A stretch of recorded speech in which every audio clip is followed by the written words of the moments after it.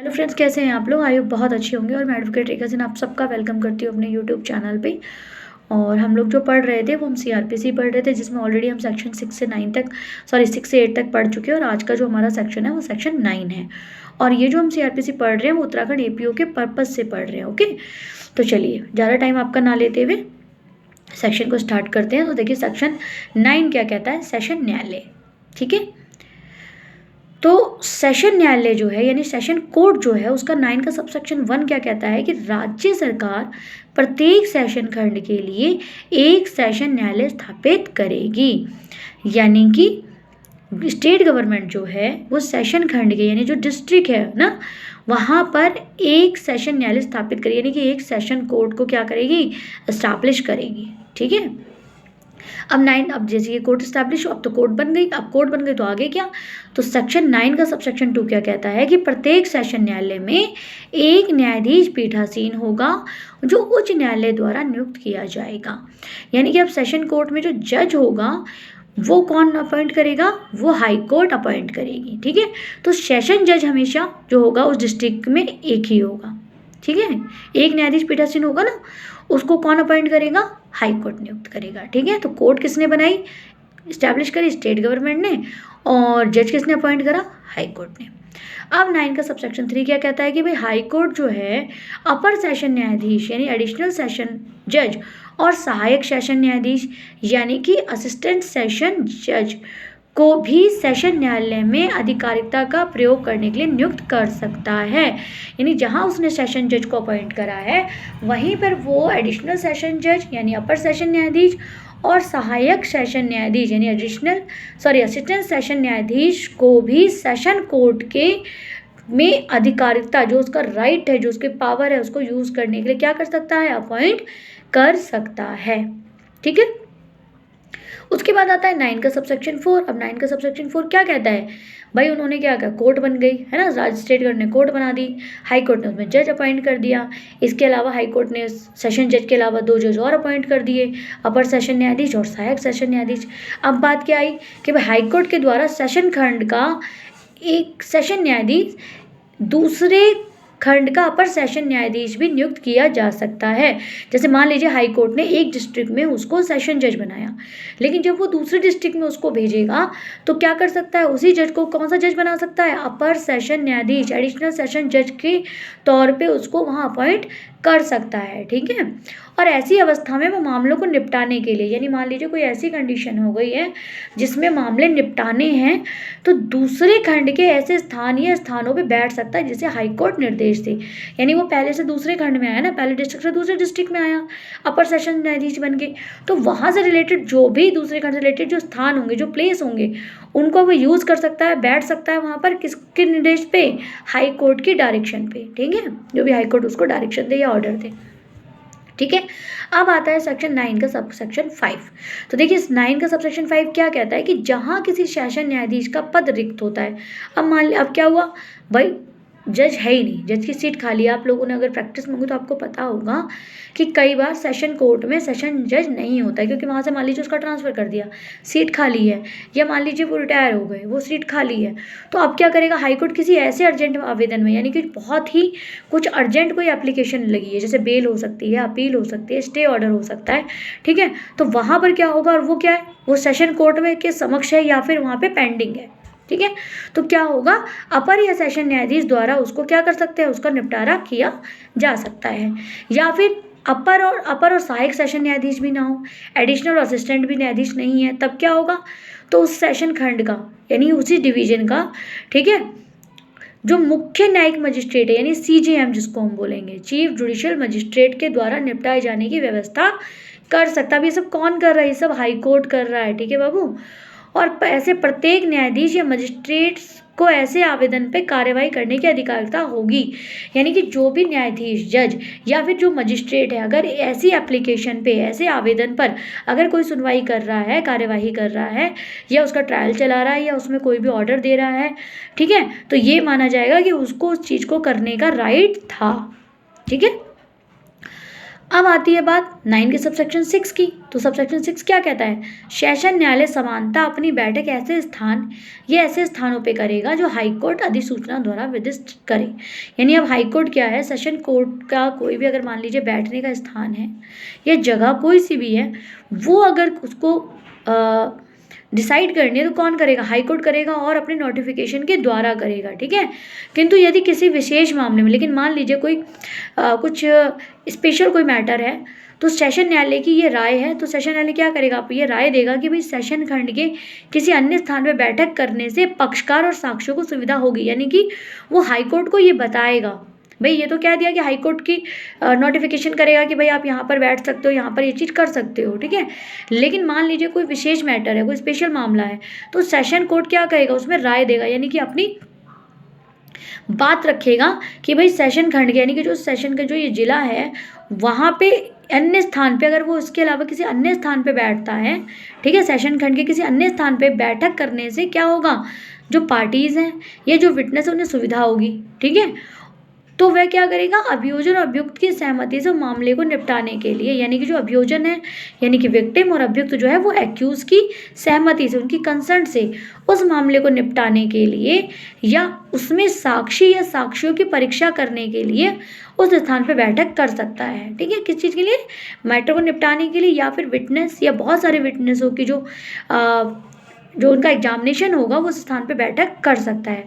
आप सबको याद होगा कि एक मैटर था राम रहीम का, जिसमें जब पनिशमेंट की और ऑर्डर की बात हुई थी, जो ट्रायल जहाँ तक हमने न्यूज़ में देखा था ट्रायल का मैटर था, वो उस जेल के अंदर ही हुआ जहाँ पर राम रहीम कस्टडी में था, ठीक है, जो जहाँ जिस जेल के अंदर वो था, तो वहीं पर क्या हुआ था, बैठक, वो जजेस जो है वो वहीं बैठे थे उस टाइम पे, उसको पनिशमेंट या जो भी उसके हिसाब से जो भी ऑर्डर आया था वो उसी जगह पे बैठ के हुआ था, ठीक है।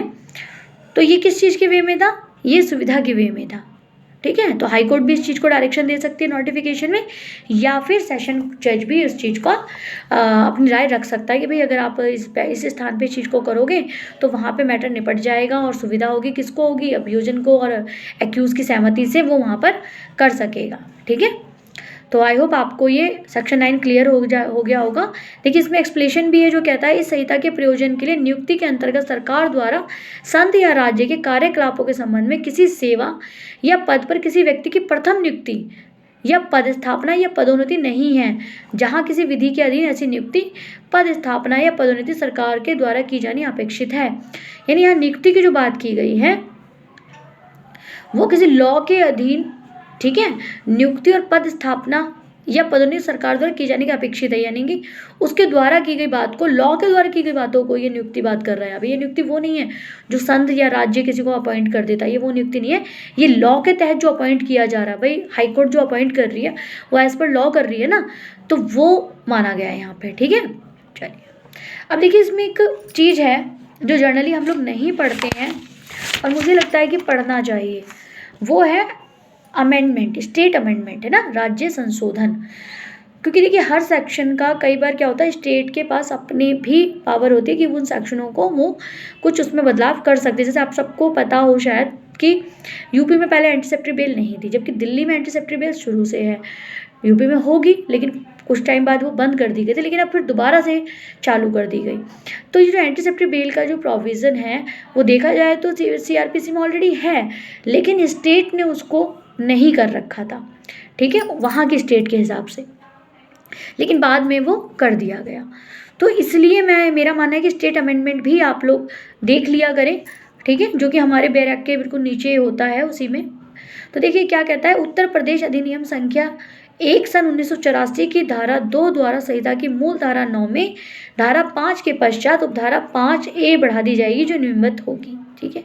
यानी कि जहाँ हम लोग 5 तक ही पढ़ रहे हैं वहाँ 5A की बात भी वो कर रहा है, ठीक है। अब 5A क्या कहता है, देखिए ये यूपी के हिसाब से है, ये दिल्ली के हिसाब से नहीं है, ठीक है, ये इन्होंने उत्तर प्रदेश अधिनियम के तहत कही है बात ये। तो इन्होंने क्या बोला कि 5A यानी उत्तर प्रदेश में जो है, हमारे पास तो 5 है ही जो सीआरपीसी में ऑलरेडी है, लेकिन उन्होंने किस चीज़ का अमेंड कर दिया, इन्होंने अमेंड कर दिया आपका 5A का, ठीक है। तो 5A क्या कहता है, 5A कहता है हमारा सेशन न्यायाधीश की मृत्यु होने, देखिए अभी तक तो सिर्फ रिक्त पद के होने की बात की गई थी, लेकिन यहाँ पे बात किस चीज़ की कर दी गई, मृत्यु होने पर। और ये कहाँ के अधिनियम के तहत की गई है, उत्तर प्रदेश के अधिनियम के तहत। किसी अदर स्टेट पे इसको अप्लाई मत कर दीजिएगा, ठीक है, क्योंकि सिर्फ ये यूपी के हिसाब से बताया गया है। तो यहाँ पे कहा गया कि सेशन न्यायाधीश की मृत्यु होने या त्यागपत्र देने पर या हटाए जाने या स्थानांतरण की, यानी या तो उनकी मृत्यु हो गई हो या उन्होंने त्यागपत्र दे दिया हो या उनको हटा दिया गया हो या उनका ट्रांसफर कर दिया गया हो या बीमारी के कारण अन्यथा अपने कर्तव्य का पालन करने में असमर्थ होने पर, यानी कि इन सब रीजन से क्या कर रहे हैं, वो अपनी ड्यूटी पूरी नहीं कर पा रहे हैं, ठीक है। तो ऐसे स्थान पे जहाँ उनका उसका न्यायालय यानी जहाँ पे वो कोर्ट है अनुपस्थिति की होने की दशा में, ठीक है, उनके ना होने की कंडीशन में, वहाँ मौजूद अपर सेशन न्यायाधीश और सहायक सेशन न्यायाधीश के पद का कार्यभार ग्रहण करेगा। तो वहाँ मौजूदा अपर सेशन न्यायाधीश जो है या सहायक न्यायाधीश जो है वो क्या करेगा, उस पद को धारण कर लेगा, ठीक है, और उसका भार साधक बना रहेगा। यानी कि अब जो भी वहाँ पे काम हो रहा है वो सबको किसकी लायबिलिटी हो जाएगी, वो उस मजिस्ट्रेट की हो जाएगी जो, यानी अपर सेशन न्यायाधीश है, उस सहायक सेशन न्यायाधीश की हो जाएगी जो उस सेशन न्यायाधीश की सीट पे बैठेगा, ठीक है। तो अब इन्होंने क्या कहा, जब तक कि पद का भार सेशन न्यायाधीश में से ज्येष्ठतम न्यायाधीश और उनकी अनुपस्थिति में मुख्य न्यायिक मजिस्ट्रेट अपने सामान्य कर्तव्यों को छोड़े बिना सेशन न्यायाधीश के पद का कार्यभार ग्रहण करेगा और भार साधक बना रहेगा जब तक कि भार सेशन न्यायाधीश द्वारा पुनः ग्रहण ना कर लिया जाए। यानी कि इनका क्या मतलब है, ये चीज़ हमने सेक्शन 5 में पढ़ी कि भाई कोई अर्जेंट आवेदन होगा या कोई लंबित है यानी पेंडिंग पड़ा हुआ है तो उसे कौन देखेगा, अपर या सहायक सेशन न्यायाधीश देखेगा, और वो भी नहीं है तो CJM देखेगा, है ना। यही बात इन्होंने कह दी कि भाई अगर वो नहीं है किसी भी कारण से ना नहीं है तो वहाँ पर अपर सेशन न्यायाधीश सहायक न्यायाधीश क्या करेगा, उसका जो कार्यभार है, जो उसका जो काम है उसको ग्रहण कर लेगा, उसको संभाल लेगा। और अगर वो नहीं है तो जो भी इन दोनों में जो भी श्रेष्ठतम न्यायाधीश होगा, ठीक है, वो उसको संभाल लेगा जब तक कि पद का भार सेशन न्यायाधीश के में से ज्येष्ठतम न्यायाधीश और उनकी अनुपस्थिति में, ठीक है। यानी कि अब उस सेशन न्यायाधीश का जो ज्येष्ठतम यानी बड़ा कोई उससे न्यायाधीश है, अगर वो नहीं है तो फिर क्या, यानी जो ज्येष्ठतम क्या हुआ, यही जो आपके CJM और जिस जो हमने अभी असिस्टेंट अपर और सेशन न्यायाधीश की जो बात करी, सहायक और अपर की जो बात की है, ठीक है। अब इनमें से कोई नहीं है तो फिर कौन संभाल लेगा इसको, CJM मुख्य न्यायिक मजिस्ट्रेट अपने समान कर्तव्यों को छोड़े बिना, यानी कि जो काम वो कर रहा है, मान लीजिए अपने मैटर तो वो देख रहा है, साथ में उन मैटर को भी वो देखेगा जो कि सेशन जज के सामने लंबित है या पेंडिंग है या आए हुए हैं, ठीक है। और कब देखेगा, जब इसमें अपर सेशन न्यायाधीश और सहायक सेशन, लेकिन यूपी में इसको पर्टिकुलर क्या बोला कि सेशन न्यायाधीशों में से ज्येष्ठतम न्यायाधीश, ठीक है, इनमें से कोई भी जो बड़े हैं जो जज हैं वो नहीं होगा, तब क्या होगा, जो CJM है, जो आपका मुख्य न्यायिक मजिस्ट्रेट है, वो इसको देखेगा लेकिन अपने काम को छोड़े बिना, यानी अपनी सीट को का काम भी वो करेगा, उसके सामने जो केसेस हैं उसको भी देखेगा, ठीक है। और कब तक करता रहेगा, जब तक कि सेशन न्यायाधीश कोई अन्य जो मतलब कोई न्यू कोई सेशन जज या कोई जो बीमार था जो नहीं आ पा रहा था, जब तक कि वो उसको पुनः ग्रहण ना कर ले, यानी अपनी सीट पे दोबारा वो ना आ जाए, ठीक है। तो इस संहिता उच्च न्यायालय द्वारा नियमित बनाए गए नियमों को बंद शासकीय शक्तियों का प्रयोग करेगा और जो हाईकोर्ट ने उनको पावर दे रखी है उसका वो रूल्स या नियम जो भी बना रखे हैं, जो भी पावर्स हैं उसका वो यूज करेगा, ठीक है। अब देखिए क्या कहता है इसी में, उत्तर प्रदेश अधिनियम संख्या 16 सन 1976 द्वारा धारा 2 संहिता की धारा 9 की उपधारा 6 में निम्नलिखित परंतु अतः स्थापित किया है 28/11/1975 से, यानी 28/11/1975 से यूपी के अंदर जो चेंजेस और अमेंड हुआ वो क्या अमेंड हुआ 6 के अंतर्गत भी हो। तो इन्होंने कहा परंतु जहाँ किसी विशेष मामले में आंतरिक सुरक्षा, लेकिन इन्होंने कहा जहाँ पे विशेष मामले आंतरिक सुरक्षा या लोक व्यवस्था के विचार से ऐसा करना समाचीन प्रतीत हो, यानी कि जो लोक व्यवस्था यानी जो आंतरिक सुरक्षा है, इंटरनल जो आपका जो सिक्योरिटी है या फिर लोक व्यवस्था जो पब्लिक व्यवस्था जो कहते हैं ना पब्लिकली सेफ्टी या सिक्योरिटी वाली जो चीज़ें होती हैं वो उनको समाचीन प्रतीत हो, वहाँ सेशन इनको लगता है दोनों ये चीज़ें ज़रूरी हैं या होना है किसी मामले में, तो वहाँ सेशन खंड किसी स्थान में बैठक सेशन न्यायालय कर सकता है, यानी सेशन खंड में किसी स्थान पे, ठीक है।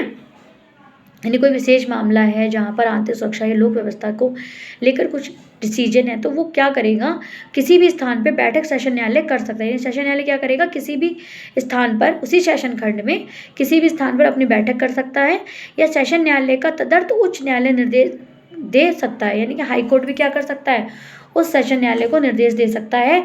और ऐसे मामलों में क्या होगा, अभियोजन अभियुक्त की सहमति आवश्यक नहीं होगी। अब देखिए यहाँ पर जहाँ हम सेक्शन 6 को पढ़ रहे थे वहाँ कहा गया था कि भाई सहमति ज़रूरी है, लेकिन उत्तर प्रदेश का जब अमेंडमेंट होता है तो वो कहते हैं वहाँ पर ज़रूरी नहीं है। ठीक है, सेशन न्यायालय अपने से और हाई कोर्ट के नजरिए आर्डर पे, निर्देश पे बैठ सकता है, और उसके लिए अभियोजन यानी विक्टिम और अभियुक्त यानी एक्यूज की सहमति की जरूरत नहीं है। तो ये कहाँ है, ये उत्तर प्रदेश की बात कही गई है। ठीक है, तो आई होप आपको सेक्शन 9 समझ में आ गया। और कोई भी अगर आपको कन्फ्यूज़न होती है तो प्लीज़ आप मुझे कमेंट्स बॉक्स में लिखकर भेज सकते हैं, मैं आपको उसका रिप्लाई दे दूँगी। और देखिए दूसरा सेक्शन इस वीडियो में इसलिए नहीं डाल रही हूँ, आगे का सेक्शन 10, क्योंकि फिर बहुत लेंथी हो जाएगा और फिर ये बोरियत सा फील करेगा। ठीक है, तो मैं कोशिश करूँगी बहुत छोटी छोटी वीडियो डालूँ, एक एक दो दो सेक्शन के, ताकि आपको बहुत अच्छे से वो सेक्शन जो है वो याद हो जाए। तो मिलते हैं नेक्स्ट वीडियो में, तब तक के लिए थैंक यू, गुड बाय।